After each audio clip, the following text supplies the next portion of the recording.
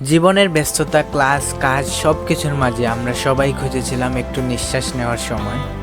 আর অবশেষে অনেক দিনের প্ল্যানিং আর কথা দিয়েও না যাওয়ার পর এইবার আমরা সবাই মিলে বেরিয়ে পড়লাম শ্রীমঙ্গলের পথে।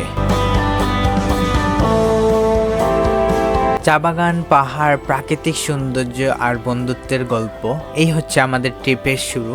আর ট্রিপটা যে কতটা মজার ছিল সেটা আপনি এখনই দেখতে চলেছেন। আর গজব পড়বো লাইক যে জায়গা তাইছে তোমরা এই জায়গা তাইছো না।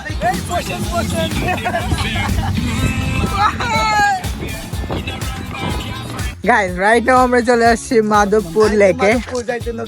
হ্যাঁ যাই ও গাইস রাইট নাও আমরা আছি লেকের সামনে। ও এই তুমি লেক না সরো গজব বেজতি। রাতে অনেক চাপ দিয়েছে তো।